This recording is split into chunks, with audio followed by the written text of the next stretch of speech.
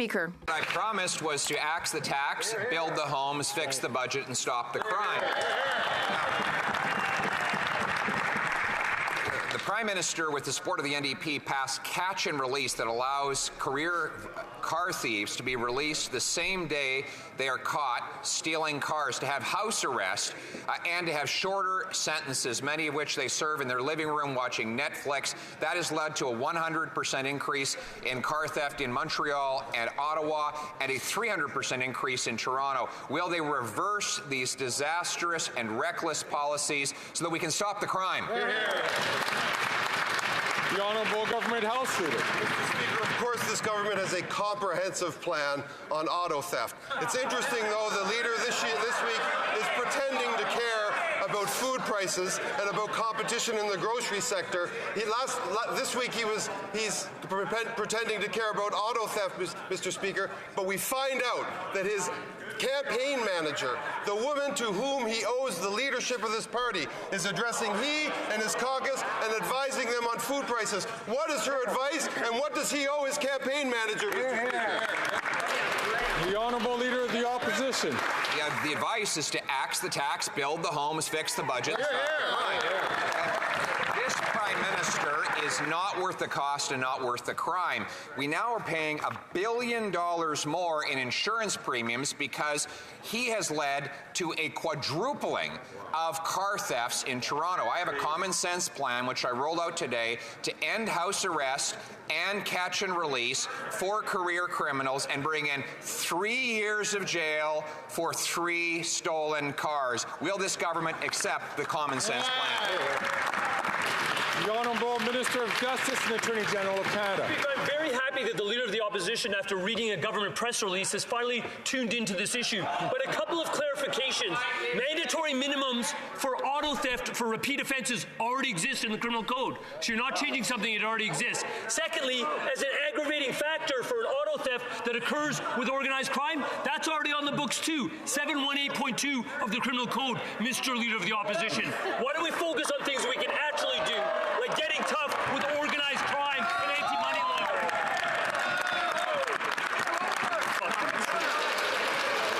The Honourable Leader of the Opposition. They are opposed to mandatory minimums for car auto theft, and furthermore, the minister claimed that he brought in bail reform that would stop auto theft, only that their bail reform doesn't apply to auto theft. So he's got to read his own law before trumpeting it in the Parliament. Mr. Speaker, they've given us a 300% increase in auto theft in Toronto, a 300% increase in auto claims this year alone. That is their record. We have a common sense plan to stop the crime. Why won't they implement it today? The Honourable Minister of Justice and Attorney General for Canada. Speaker, the Leader of the Opposition purports to be tough on crime. You know who I listen to about crime measures? Police officers. You know what they tell me, Mr. Speaker? They tell me that this isn't an individual crime. This is backed by people who are organised criminals. How do we deal with that? We get tough on money laundering. When he's asking me to read the law, I'd ask him to read C-59. That has measures that deal with money laundering that you're voting against.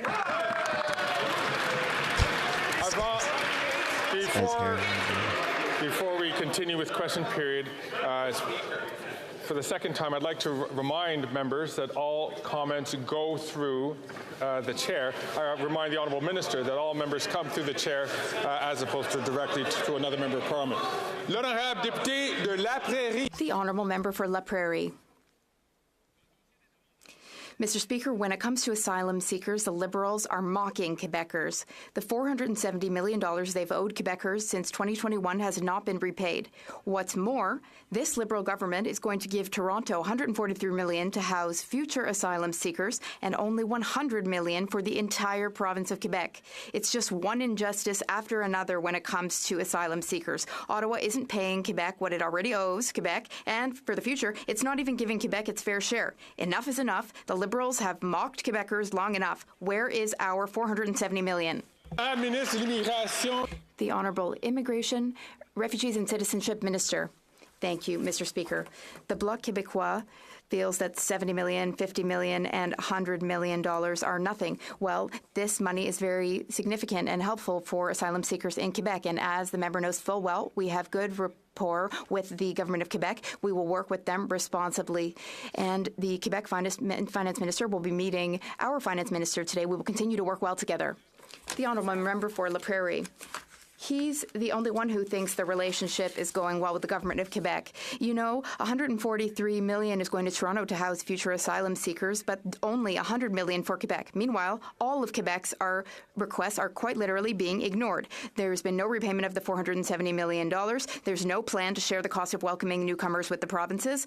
There are no visas for Mexicans, no acceleration of the processing of applicants' files, no work permits within an acceptable time frame. No one is listening or taking action when we call on the Liberals to do their job. They're always lecturing, but never doing any work. When are they going to get to work?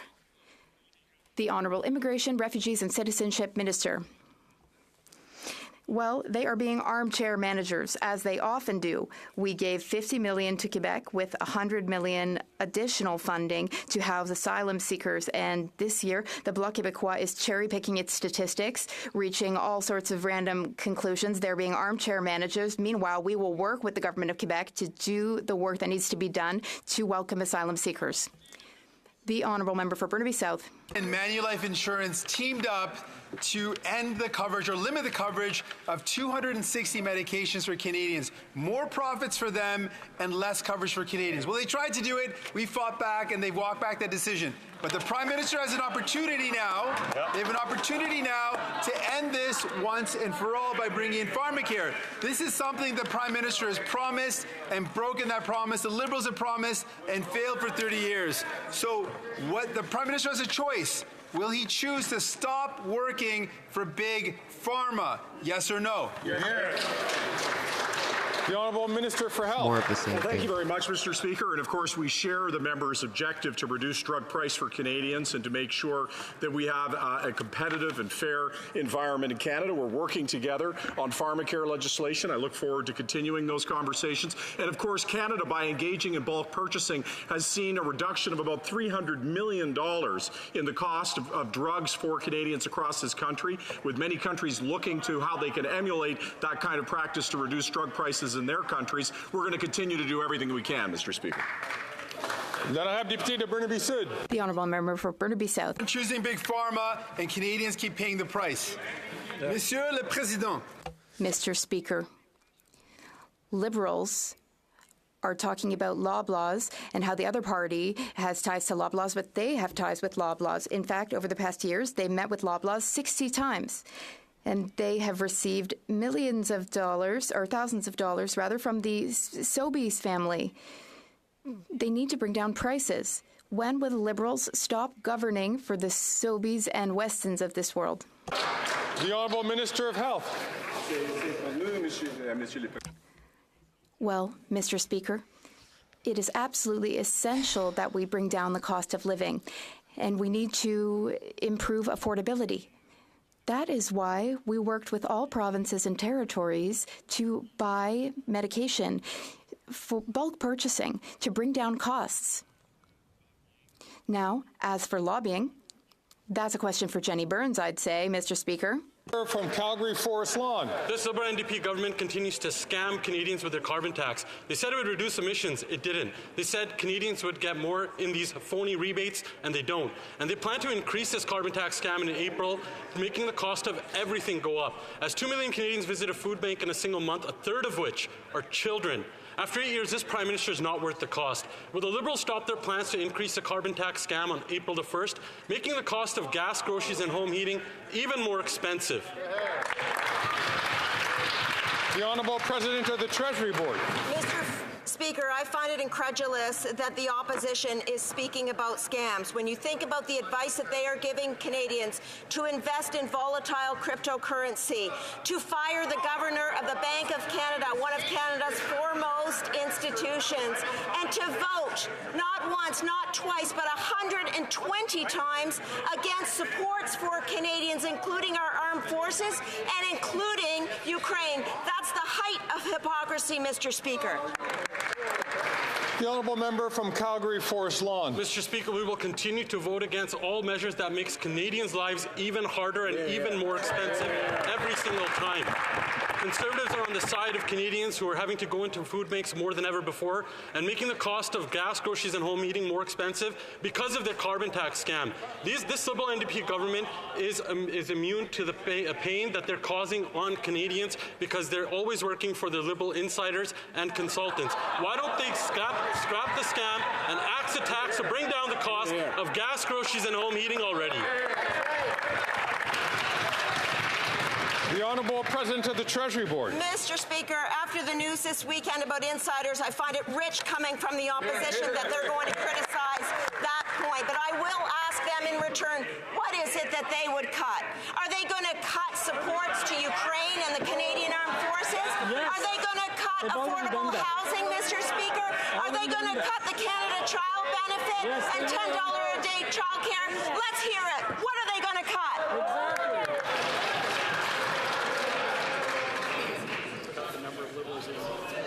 Order. I'd like to hear the question from the honourable member from Foothills. Well, I'm very proud to say the first thing we'll cut is the Liberal-NDP carbon tax to make life more affordable for Canadians. Because Canadians are paying more for food than they ever have before, with 2 million people relying on a food bank every month. The Prime Minister's solution, let's make food even more expensive. On April 1st, they plan to increase the carbon tax by 23%, part of their plan to quadruple the carbon tax. Conservatives have a common sense bill, C-234, which will remove the carbon tax for farmers, making food more affordable for Canadians. Why will the Prime Minister not cancel his plan to increase the carbon tax on April 1st to ensure Canadians can feed their families? The Honourable Government House Leader. Mr. Speaker, it's rich coming from this opposition talking about food prices when we know that that member's campaign chair, campaign manager, senior advisor, the person that walks into their caucus every week and gives them advice is the chief lobbyist for Loblaws in this country, Canada's leading food retailer. Mr. Speaker, instead of talking about axe the tax, maybe they should axe the hacks. The honourable member from Foothills. The desperation from the Liberals is incredible as they continue to avoid the real question. Canadian farmers should be applauded for their environmental accomplishments instead of being punished by the carbon taxes from these Liberals. Why? To produce a ton of canola in Saskatchewan is 67% lower than the carbon footprint of European wheat. You can transport wheat, Canadian wheat, 3.5 times around the world before it has the same global footprint of wheat grown in Europe. But the Prime Minister wants to punish farmers instead of rewarding them for their environmental stewardship. Why won't the Prime Minister cancel his carbon tax increase on farmers to make sure that we can grow food for Canadians? The Honourable Minister. Mr. Speaker, I've heard today Alberta MPs talking about vulnerable, and yet the leader of the Conservative Party claims to talk about freedom, but now he's showing every Canadian exactly the type of leader he is. He is showing Canadians what type of person he is. He is the one standing with the bullies. He is the one who's picking up. I'm just having a little bit of trouble hearing the honourable member. The honourable member has 15 seconds left on the clock. I'll ask all members to please order. The Honourable Minister for Workforce Development. Mr. Speaker, he is the one who's standing with the bullies. He is the one who is picking on vulnerable people, standing with Danielle Smith instead of defending the most vulnerable youth in our country. Mr. Speaker, he has shown Canadians who he is, and Canadians will not forget.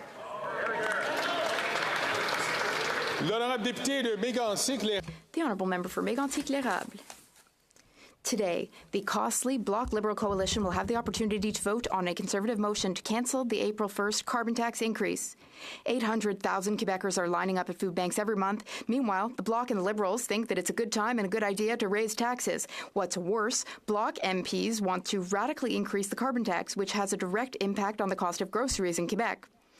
Who will have the courage to vote against Bloc Liberal ideology this afternoon? I don't know why the Bloc who keeps will let more families really keep more money in their pockets, and who will decrease food bank use? To do is just the Honourable Environment and Climate Change Minister. Thank you, Mr. Speaker. I would like to remind my honourable colleague that federal carbon pricing does not apply to Quebec because they have had a cap-and-trade system for over 10 years. That is Quebec's government's system. So he can talk to François Legault, Quebec's premier, about this if he wants to. I'll give him his contact information. But let's talk about what we've done.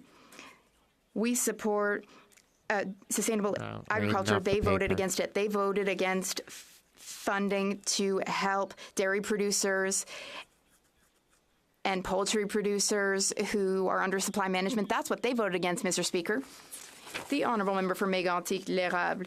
Well, what their Liberals are trying to do is distract us, divide us, to make us forget their disastrous track record, which has resulted in 2 million people using food banks every month. They think it's funny, but it's not funny, Mr. Speaker, that 2 million Canadians are using food banks every month because they can no longer afford groceries, Mr. Speaker. Who will do the right thing this afternoon? The right thing, that is voting for the Conservative Party's motion to cancel the tax hike scheduled for April 1st. Who will have the courage to do the right thing? The Honourable Minister of Environment and Climate Change. Mr. Speaker, people are watching us and they don't understand why in 2024 a party that wants to maybe form government still doesn't understand that climate change is real.